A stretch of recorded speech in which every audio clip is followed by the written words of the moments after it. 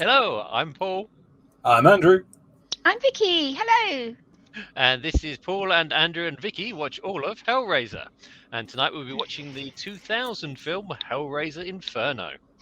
And for all those who haven't seen this before, it's just a bring your own copy long party. So if you are going to be joining us, you have approximately 20 minutes where you can go grab the film, and we will be talking absolute nonsense for until about 2000, and then we'll turn it on, and then we'll look forward to watching it all together. Yes. That should be good. Yes. And And we'll all then watch we're along going to hit together. the countdown, aren't we, Andy? Yes. Yeah. Then we'll watch along together and make loads of comments about how wonderful the film is. I'm absolutely... Yeah, hello, the one fan. Absolutely sure. Talking of comments, hello to the comment section. Hello, human. Who has, in the meantime, been catching up on number 4 Ooh. and thoroughly enjoying it, apparently. Oh, Well. okay. It was an interesting film. It wasn't horrible. No. I've seen horrible. Yes. I've seen Most horrible. of them, some of them in Andy's collection. Many of them in my collection. So, Okay, so Andy, what have you been watching over the last 2 weeks? I have not been watching a huge amount because I've actually gone off for a not doing anything little 4-day break, which Very nice. I don't normally do. So that was quite exciting. But I have seen Frankenstein versus the Beast from Hell, which was the last of the Hammer Horror Frankenstein movies. Okay. And it is a heck of a ride. It's halfway between a classic Hammer Horror and a kids' nativity play. So yeah, it's very interesting. Lots of subtext and just amazing moments that leave you scratching your head, going, "What the hell?"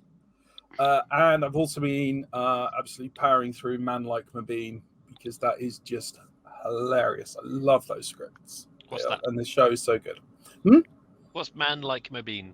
It's a drama on. It's a comedy drama on. I think it's BBC Two or BBC Four, whatever part of the BBC network is, around Asian life in second or third generation immigrants, Asian immigrants in Birmingham, and it's very funny. And I would encourage anyone to give it a go. Interesting. I've never found a shanking in prison more funny. So. Fair enough. So, what have you been watching, Paul? So I've been watching Extraction and Extraction 2, and I had to watch Extraction because I completely forgotten what happened in the first film. So when I started watching the second one, I'm like, I don't remember any of this. Does it need that? I mean, I remember watching Extraction 1, and it wasn't exactly plot heavy. No, I think it pretty much just a big fight scene that lasts the entire film. Yeah, that's what I can remember. There was a great big running gun. Yeah. And then the second one is basically a great big fight scene when they get out of a prison. So yeah, if you like the first one, you'll probably like the second one. It's a bit brutal at times. What else I've been doing? I've been binge watching Black Mirror. So made my way through about 5 seasons in 2 weeks. Okay, that's definitely intense. Yeah. I've started watching the new season. I really enjoyed episode 1, other than the fact that halfway through they started going. There was a major legal plot point that I was just like, no, that's not the case. Mm-hmm. No, that's been solved ages ago. One thing about binge watching Black Mirror, there is a certain song that just keeps playing. Which one's that? I don't know if you remember from the first series. There's a girl who gets up onto like a stars in their eyes kind of show and sings a song. And that song is probably not good. Is the answer to that question. But yes, that song has been played about 8 times throughout the series, and I just keep spotting it now. Watching I do know something worse than binge watching Black Mirror. That is binge reading Robert Heinlein. Okay. Or Philip K. Dick. That will. Yeah, that'll do you psychic damage. But yeah, we approve of Black Mirror. And Vicky, what have you been watching? I have been watching a really good mix of documentaries. Obviously, since what the tragic thing of what happened to the sub, I have been watching a number of Titanic documentaries because I was always kind of a geek in that field. So I have been watching quite a few of those. Listening to some audiobooks. So Agatha Christie mainly because I haven't heard any for a while, and random Chinese junk, which I will not mention here because it's being recorded and I will probably have it thrown against me sometime in the future. Never. Not knowing the titles won't stop us doing that. No. I've kind of realised that I want to hold on to whatever small amount of dignity that I actually have left. Really? Yeah, which kind of moves on to The next line. Part of the show, which is now it's part for my favourite part of the show, which is Paul's exciting world of Hellraiser statistics. Woo! I married him. Thank you really ever so did. much for reading my promo that I wrote myself. It's very, very much appreciated, your kind words. Anytime. Right then, where are we? So this week I've been thinking about the body count in movies. And whilst some of the kills in the Hellraiser films have been pretty gory, it felt to me like there were fewer deaths in those first films. So I wanted to see if that basically holds out across the series. So first off, let's get some baseline data on other series we've seen. If I can get my slides, there we go. So Friday the 13th started off with just 10 kills in the first film, but over the course of the series, it racks up an impressive 228 bodies. But apparently in Jason X, there's a bit where he crashes a space station, and reading up about that, there's over 19,000 kills attributed to that. However, we don't see any of those characters on screen, so I think Doesn't it also go through the atmosphere on Earth crash too? into a planet? Yeah. Yeah, that's going to chalk up some bodies. Yeah. So, but I've said, as they didn't bother to hire actors for those ones, then I'm not going to count those ones. Oh, good choice. So I'm only going to go on. Why is he in space? What, Jason X in space? Why? Well, Why? if you're interested, we can watch that one again. Oh, no, that's fine. It was just a cursory query as to why. They had the government put him in cryogenics, and then had a failsafe of firing him into space if anyone tried to steal him, which they did, because someone found out the government had him in cryogenics. Why didn't they shoot him into the sun? That would have made sense. No. I would like to say, so controversial statement time. I really quite like Friday the 13th Part 10. Yeah, Scarlet Tiger Chili is also right, because it's only funny if you've seen all of it, which we have. Onwards. Anyway, yes. So that was Friday the 13th. Next, we're going to include Halloween. Ooh. So Halloween starts off with 9 kills and generally has a bit of a lower count than Friday the 13th. And if they both stopped in 2009, then Halloween would only have had 211 bodies. But because there's been 4 more films since then, it continues up to 279. But now we get on to the Hellraiser series that we're watching right now. This one started later in 1987, and that only had 7 kills in the first film. But then it turns out Hellraiser 3 really upped the body count. So I saw the number and I thought that's just a number somebody's written down. So I then went on the internet and discovered a video of some poor bugger actually had to count every body that they'd seen in this. Oh. They did all the corpses. Yes, they counted them all. Sweet. So he was going frame by frame through the thing to actually make sure he got all of them. But wouldn't 4 be worse? Well, not this one, because in 3, if you recall, there's the World War One scenes with lots of people being blown up and flying over trenches, and then there's a nightclub scene where you do actually get to see all of the nightclub goers littered around the place. No, but that's in the 4th. No, that's in the 3rd. I thought that was in the 4th because literally the nightclub. I thought the nightclub. Oh no, because that was one in space. Yeah, you're right. Apologies, I got them mixed up.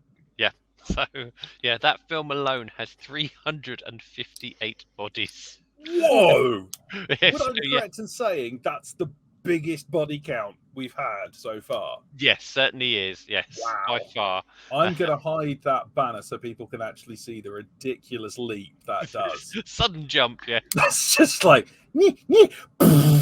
And it, from the looks of it, it seems to maintain its body count. Well, surprisingly enough, that catapults it into first place and is enough to keep it there alone. So Yeah. after the third film, it still would be. However, you might be interested to know that if Hellraiser 3 had been more in line with the other films in the series, then it would have looked a little bit more like this. So Hellraiser, generally, on the whole, is quite a low body count series, apart from that one exception. I think it would be fair to say it definitely goes for quality rather than quantity. Yes, you do get a lot more detail in your bodies. A lot more thought. Yeah. There you go. That's my exciting statistics for this week. Now over to Andrew for some amazing facts. Okay, especially here we go. So, starting things up, it's Andrew's amazing facts about the film industry. Because as we all remember from last time, they first of all, with film 4, they stopped doing previews. And then with film 5, as we all know, everything went straight to video and has stayed there ever since, because technically everything still counts as that. So here's the question that people might want to ask. Given that the series was reducing the amount of money it was and was generally being poo-pooed an awful lot, why would you carry on making a failing film series? Is it that classic answer of keeping the license? Kind of. Vicky, any? Why carry on making a failing film series? Yes. They're bored. No. They can't think of anything new. It's cheap. Yes. Money. Here we go. There is a surprisingly large amount of cash in what many people would see as a duff film series. Number one, there is still a known audience. They are aware that there is a core audience out there that is craving and wants more of this series. So they're able to quantify it. They're able to go, well, this is how many tickets got sold, and they're able to, keep an eye on things. Number two, expectations are lower. Everyone knows that series get worse as they go longer. So people aren't expecting as much, and especially within the film genre, people will pay good money to sit down and see Pinhead, which, that's keeping us going. And finally, you can reduce production costs because you know how many people there are, because the expectations are lower. You can just pull out the money from it. You do not need to spend as much because you know roughly how much of a return you're going to be able to get. So you don't, and by reduced production costs, it's things like you don't have to advertise as much. You don't have to put in as much detail. You don't have to think you're going straight to video. You're not going up against the cinema. So your basic audience is going to go to the movie, so you don't, to the direct thing. You don't have to spend money on getting in the occasional viewer or the person who trips over it. So again, you can just, not being cynical, but you don't have to put as much into it because you don't have to put as much thought into it. And I would thoroughly encourage anybody who is interested in this kind of stuff. Adi Shangra's How to Make a Dread Sequel and a Lesson in Film Finance will explain how the financing for this kind of thing gets done. It's also very interesting. But that's not what we're here for. We're here for the amazing facts about Inferno. No whoop? Never mind. I think Get Shorty would be quite interesting on how you get money for a film. Possibly. I know that the one I gave is based on real life.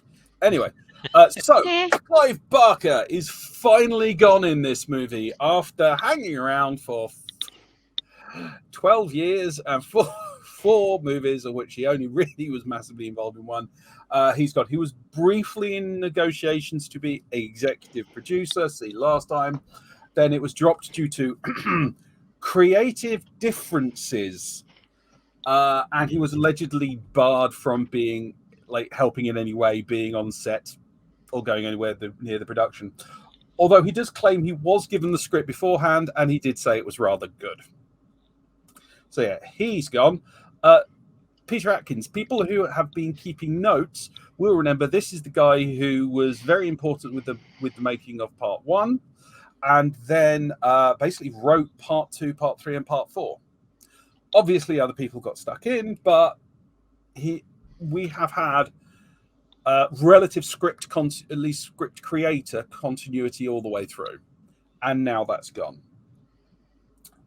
And Doug Brady, he's still there, and he has opinions. People who know the fine work of Doug Brady will remember this from his Direct Line Insurance advert, where maintaining his habit of playing terrifying creatures that inflict torment on others, he's a gym teacher.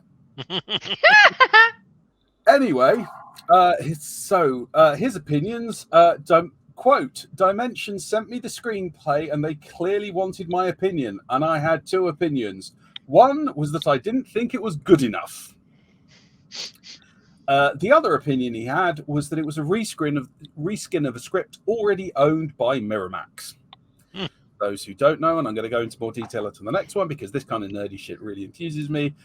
For cost-saving purposes, there is a habit of taking a movie that you've bought the script of and playing around with it until it becomes part of a franchise. So yes, he had those very strong opinions. However, Scott Derrickson has now joined as writer and director, and he has very strong opinions, mostly saying it absolutely isn't a reskin. He wrote it specifically for Hellraiser, the Hellraiser series, and he also claimed the script is a personal rebellion against Christian art's discomfort with tension and ambiguity. What? Yes, having not seen the film yet, I don't know what that means, but he did also write The Exorcism of Emily Rose, which was pretty intense on that front. It was all right. But it was very about the Christian faith. Yeah, but it was very ambiguous. You didn't know quite whether or not. That's why I liked it so much. Yeah. He also was the director of Sinister. Oh, that's a good film. The greatest movie never told. The second film sucked. Don't watch it. I haven't seen it because I liked the first movie so much. Good. And Doctor Strange. He was also involved in the original Doctor Strange. He also was involved in the writing and directing of Keanu Reeves' The Day the Earth Stood Still, but we're not going to hold that against him.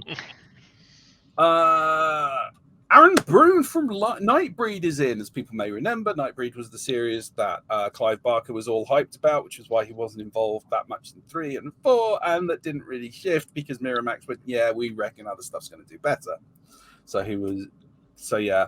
I don't know how much tension was caused by all of this, but there's a lot of snark going around about this particular episode. So the gentleman's real name is not in my notes. But yeah, he's joined in and that's all fun. It was filmed in LA because they wanted to get a gritty urban feel to it, contrary to all the more claustrophobic nighttime and condensed city stuff we've had so far. Absolutely nothing to do with the fact that that's where the studio now was, and that meant it'd be really much cheaper. Yeah. Adjusted for inflation, this cost about the same to make as the original one. Okay. So dirt cheap. Not that expensive. It's basically slashed the budget. But compare it to a film like, say, Titanic, and it's minuscule. Yes, but traditionally horror movies have always been very low budget films because for something which requires so much technical finesse in the effects department, they don't spend a lot elsewhere. And so it's normally... like a... Sorry. No, carry on. So it's like a big black hole for money is horror, is it? It's a money-making machine. You it'll sell. So if you guard your pennies, you put $1 million in, you get $2 million out. We'll come on to that as we go along the series because the money side of this is always fascinating. Anyway, so that's where we are. It's a major departure. Derrickson has gone down on record saying it was the 5th movie in the series, so it had to change direction, and he wanted to do something that, because of all the changes that were happening, he just went, right, let's do something for the good of the franchise.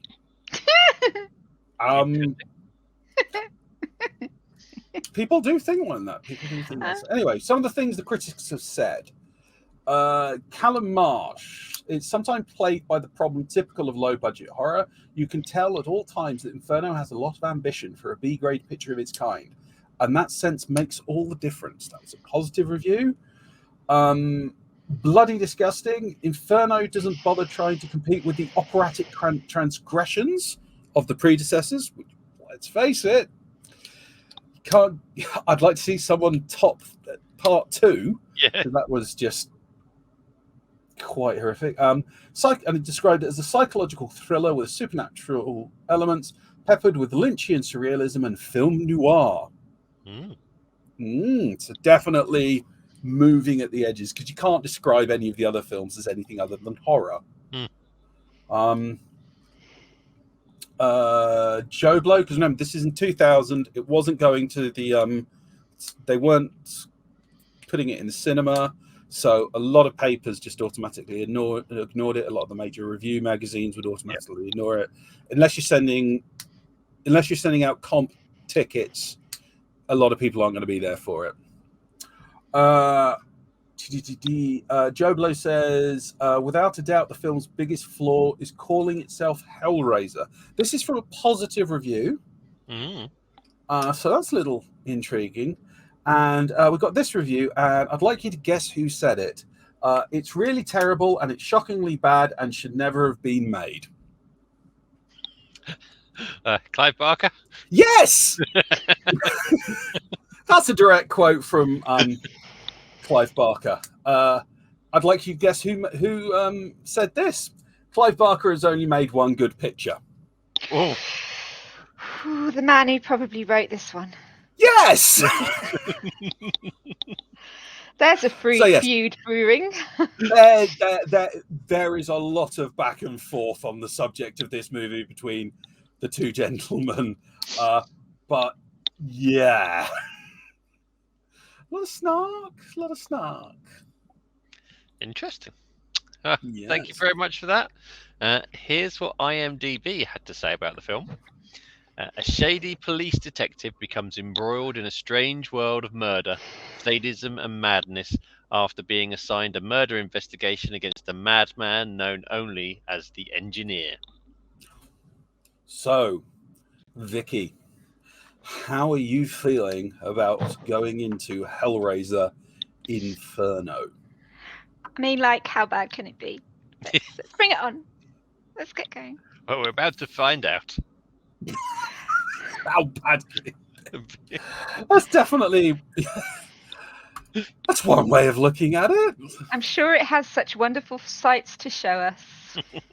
Well, I'm instantly intrigued because, as a nerd, if I remember correctly, the Engineer is one of the original... You remember that big lumping monster in the first one? Oh, yeah. That, if I remember correctly, in the script was listed as the Engineer. Okay. So... Yeah, there does seem to be a lot of sort of engineers kind of quoted in this. So people who design things and engineer things seem to be a lot closer. Architects seem quite close to this sort of genre. Seems to be a running theme. Yeah. So... Are we ready? You have... Yeah. We have 5 minutes, don't we? No. Well, we can hold on. I don't know. Is the No. ready? Is everybody ready? I think. Is the one fan ready? Let's ask that question. Yes. Oh, bless the little cotton socks. I'm not sure any of us will be ready for this. I have no idea. Okay. Yeah. I'm ready. Ready. Yay! Yay! Right, that's all important. Okay. Here we go. You doing the countdown?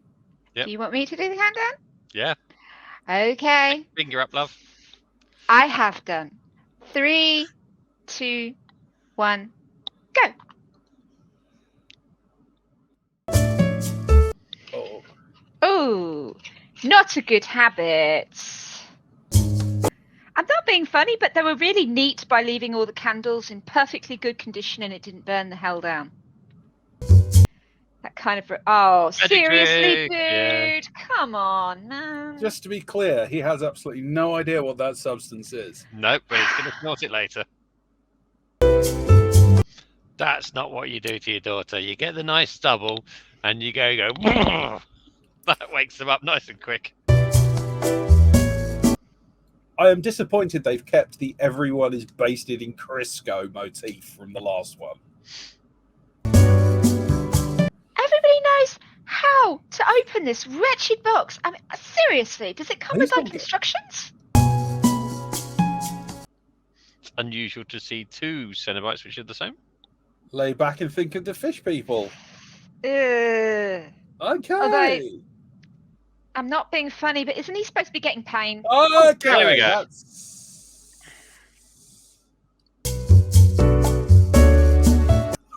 I mean, if anybody got an acting award out of this film, it was his eyebrows. Oh, you son of a bit! Oh. It's all right. I've got a slight suspicion he might get some level of comeuppance in this film. Really? He better. I hate him.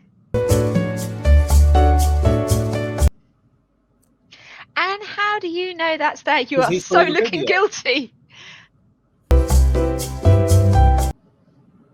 you going to have anything to do other than plot dumps?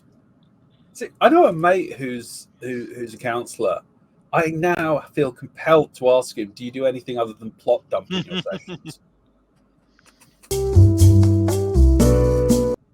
Vodka and lemon juice actually works quite well. No, just lemon juice and salt. That would sting like a bitch. Ooh, creepy. Oh, dude, do you not realise that you are tripping balls right now? No, he's trying to face his childhood demons. Childhood demons were Cenobites? Wow, that's intense. Sex education was clearly a childhood demon for him. Cenobites to others. Yeah. I mean, it's not really his fault if the shrinks kidnapped them and set up a blizzard in the front room. Mm. Of all the terrible things he's done, this is not his fault. Is Pinhead like the wise old mentor character now? What's happened to her eyes? That's right, she doesn't see him anymore. Okay. Well, this is going to be him in therapy for a while. Yep. That was a moment. So many poor choices led you to this point. You freaking idiot.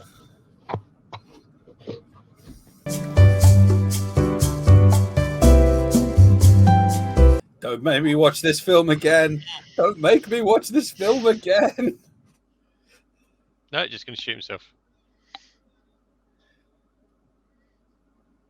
Oh my god, he is in Groundhog Day. Yep.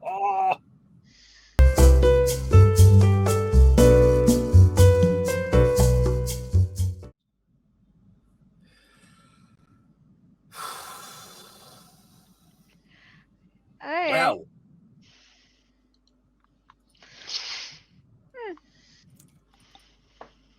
That was a film? That was a film.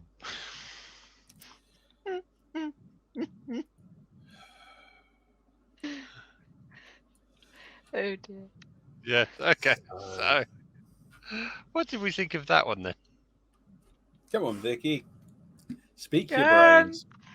Okay, so it's a concept that's been rehashed quite a few times, I believe. The guy was a general dick, so I had absolutely no sympathy whatsoever for him. It did seem to have the Cenobites acting as a bit of an add-on. I didn't feel like they drove the film. I felt that they were more aids to the plot rather than like the driver of the plot themselves, which is what they were sort of I know. And I thought that the concept was a little bit shit, if I could be honest. Yay, go PAG. Yeah, I did feel very much like a different film with Hellraiser tacked on. Yeah. Two main differences. One that I would have forgiven them if they'd gone the whole hog, and one that I won't. I do agree that yeah. As I said at the start, they absolutely the guy who did it maintains that it was originally bought. He pitched it as a Hellraiser. It was bought as a Hellraiser, and he was trying to use it to move the story in a different direction. You know, give the franchise more life other than just adding on stuff. I thought him not trying to do the grotesque poetry of the original four, I would have been happy with that, because how are you going to outdo those four, really? Even by three. I mean, we saw how bad it got in 2. You got a lot of people were upset by that, by the bed scene in 2, and that was probably the height of So if you can't go to that level again without upsetting people, and you can't muck around in like just underneath it without being really repetitive, I think moving away from that is a bold move and could have worked, but it just didn't have the intensity. Like none of us were flinching. None of us had a visceral reaction to any of the murders. No. Possibly because we're massively desensitized, but there was just also something a bit lackluster about them. Yeah, they all felt a little bit tame. Yeah.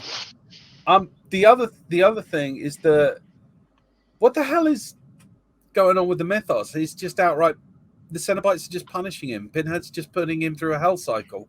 Yeah. Pinhead's literally become the devil. Yeah. Punishing him for his lifestyle. Whereas in fact, Pinhead would be like, hey, you're an absolute cretin. Come on, man. You're one of us. But I don't even know what he did wrong, unless they're saying he was the guy, he was going around murdering people as the engineer. I don't think he was. But because yeah, basically the loop seems to start after he slept with the prostitute. So basically, at that point, he's been cheating on his wife. He's been stealing, but that's about it. Yeah. Then he opens the box and he goes into his personal hell of murdering people, or having to murder himself. Yeah. Yeah, and this is, you know, this. But this it was the original films were very much like, we're explorers. We are pushing the limits. You know, they explored themselves. They explored their victims. And this, it wasn't that. It angels was, to some, devils to others, and in this one, the Cenobites were described as demons. There was no positive element to them. Yeah, and it's also like, other than, I mean, Vicky, were there any clues that tipped you off to what was happening other than a knowledge of the genre?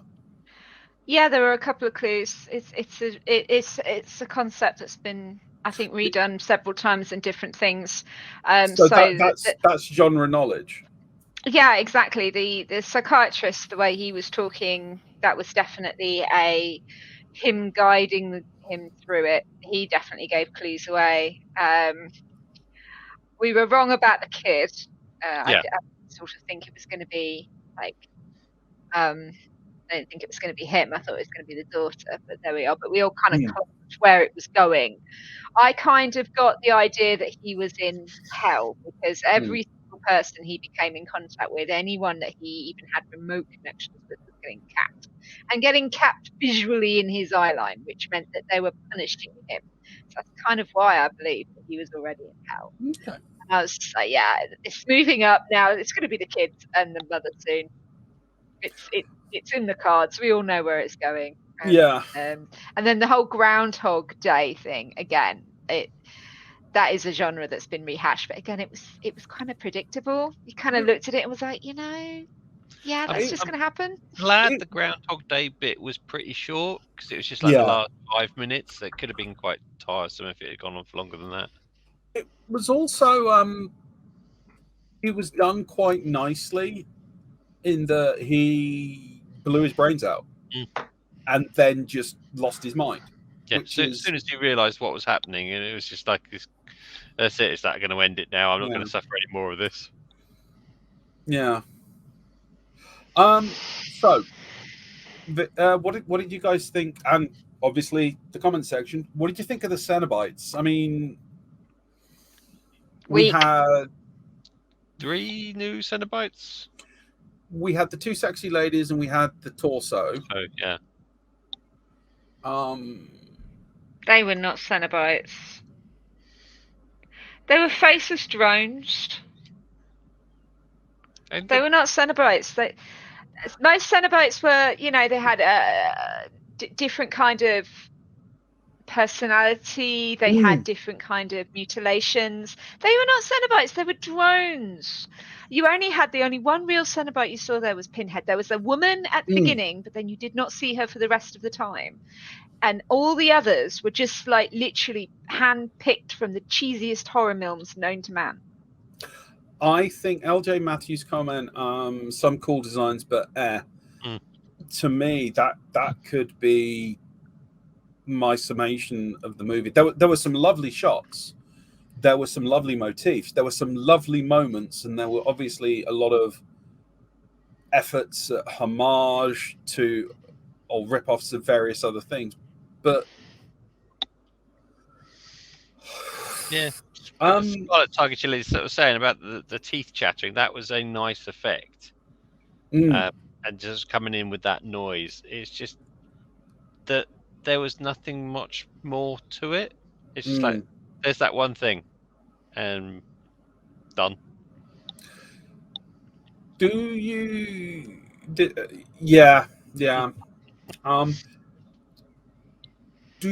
Vicky, do you think it added much to? Do you think it added to the Hellraiser franchise? Because obviously it has added to the canon, but how do you feel about that addition? Added nothing. Absolutely nothing.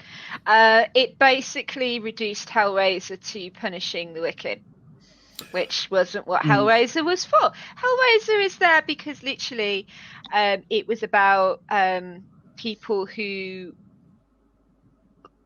kind of explored the lines between torture and pleasure. And there was always that kind of divide. You always had people who were sucked in that perhaps should not have been there, and that were like, holy shit, I don't want to do this. However, they got sucked in anyway. But some of them got sucked in, like Julia, for example. She wasn't into the whole pain thing, but she kind of adapted and she moved on. Whereas the guy who was totally into pain was like, oh my God, I want to get out. So it kind of dropped the whole pleasure thing. It dropped it totally, and it was just like, you know what, I would expect something like that, to be honest, say from the film Devil. It's not dissimilar. It's like, you have been a complete shit most of your life. By the way, this is what it's done to your soul, and this is how we're going to punish you for it. And that's not Hellraiser. Hellraiser didn't give a damn what you did before. It was just like, you know what, you called us because you're into the same kind of shit we are, and that's why we're taking you. Couldn't put it better myself. Yeah, it was the first time we haven't really had any kind of hero character to latch on to. True, and I mean, there's always been someone trying to fight against what's going on, and they've generally been a decent person, but there wasn't, there were victims this time. He was a shit. Yeah. I agree. I mean, it didn't wince once. I mean, when I do the compilation video for the YouTube, which you can find at Raggedy Man YouTube, it's all over the place. I'll be posting it up. I'm normally, what I'm on the lookout for is the good oohs and ahs and this we got like maybe 2, which was all sound effects driven. Okay, so and again, mostly at Vicky, but anyone in the audience, please chime in because you're making some wonderful comments. I'm just sitting here going, yes. What do you think of it as a standalone film? If you could, as I said, at the hour mark, about 10 seconds of editing, and you'd have removed all of the Hellraiser from it. It was average. It was just a bog standard, average, punish the bad guy shit, basically. But unfortunately, I just didn't give a damn about him. I didn't care about him. It was like, you know what? Punish him. I don't care. He's an absolute arse. I felt more sorry for his wife and kid. Yeah, there was no redeemable factor to him. No. And from my point of view, it was something that could easily have been a 30-minute Twilight Zone episode or something like that. Where, you know, the twist is that somebody's already in hell. Yeah. But as an hour and a half plus, I think there was a visual style to it that put it up half a grade. And the sound effects. Yeah, I'm putting it. So I'm putting it like a C plus. But I would say there was enough script to get it up to a B minus, but they just didn't. They didn't have anything to really. The nasty bits weren't nasty enough. The tense bits weren't tense enough. But I'm not defending it, obviously, but there were some moments that I thought were pretty good. So I think to say it's just a flat average, I think it's a bit unfair, but it had potential in some areas, but didn't viscerally grab me. No, it didn't have. I mean, the secondary characters were weak. I mean, 100% weak. He was a weak-ass character to begin with, but all of the secondary characters were even worse. The wife was quite pathetic. Oh, darling, when are you going to be coming home? Come on, ladies. Who would actually allow their guy to treat them that way? Seriously. Are you telling me she didn't know he was knocking off some prostitute? There must have been so many clues. The daughter, you know, you could have actually had a bit more screen time with the child of why he loves her so much, because the only time he spent with her was like 3 microseconds when he was just like, oh, she's asleep. It's like, but you know, he must have had some kind of contact with her when she was awake. There was no forming of those relationships. The partner, who are supposed to be best buddies, he was a dick to. And the from the off. Yeah. From the offset. And you're like, this is supposed to be him being punished for what people he cares about. Show me one area of that film before it really set in that he actually cared about any of those people, other than himself. The daughter could have been a puppy. Exactly. Quite frankly. And it was, I was just going to say, his reaction, there was no tension between him and the wife. No. There was just a reluctance. It's like the scene when he found his wife and daughter on a spinning obsidian stone of death with a blizzard in the room, and his reaction was, "Ooh, that's a bit." Oh dear. Yeah. Oh, that's the thing. There could have been an element of psychological horror introduced by making him fear for the life of his wife and daughter. But they just failed to capitalize on that. Having some kind of, like Vicky was saying, realistically, the wife, either you get the tension by the wife knowing and doing the normal pretending marriage or whatever, or because he's in hell, you lean into that and find him being wigged out by the fact that the wife's not reacting. Yeah. The almost too perfect situation that gets things hinky, and it didn't really. Yeah. Missed all those opportunities to do those things that could have been interesting. It missed so much. I mean, the reason why certain deaths and whatnot in horror films are tragic and upsetting is because you actually get kind of an emotional connection with the character that has died. Every character in there, I didn't feel that much sympathy for. in all fairness. I mean, because you didn't get that in-depth look as to who the characters are and their relationship with him.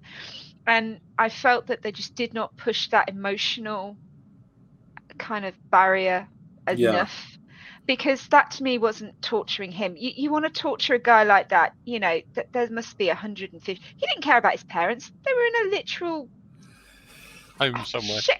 He wasn't emoting enough. No, he really wasn't. And, you know, it's almost like, how can you punish a guy by killing people around him when he clearly didn't give a shit about the people? Going back to what you were saying about characters we care about, when we were doing Friday the 13th, there were some characters that died. You know, we saw people regularly getting ganked within 5 minutes. And there was an emotional impact. You can't. There is a skill in horror. A lot of it is signaling, a lot of it is signposting, but there is a skill to building, even on like a 5-minute turnaround, to building up an emotion. So when you see them getting, you know, taken out, you feel sad as well as horrified. You feel quite sad. And also because of the ridiculousness, some of the humor and all that. But like the time, the bit where his buddy got killed when he's looking through the glass, that whole thing was very convoluted, and there was no like, there was no. The death was very mundane. There was no, which I would like to say, I have seen a number of films. 8mm is very good at this, with very mundane deaths. But the mundanity of it, the simplicity of it is part of the horror. It's not that they're disappointing, it's that they're so quick and easy that disgusts you. Whereas this is just very, we can. They got it wrong about the, you know, they couldn't go. He said he couldn't do the operatics of it. It's like, true, but you could still put some fucking emotion into it. Yeah, it just didn't have that emotional connection, and anyway. Yeah. Anyway, we have seen the film. Unless anyone from the peanut gallery has anything that they want to throw in on this, we have seen the film. We have had the natter. We have asked the 4 sacred questions. That means it is time for Hellraiser Inferno to face Vicky's final judgment. This one's gonna cank. Now remember, it can get worse. See, I kind of realised that, but you know, most of the time I've sort of said halfway and above. This one's going towards. Yeah, this one's going towards the area where it wanted to hit, which is hell. So it's going down. So am I. A little bit further. Yeah, there we go. That'd be fun. Question. What? Has this made you reassess Bloodlines at all? Bloodlines? Yes. Yeah. Bloodlines can stay in the middle right now. Okay. Cool.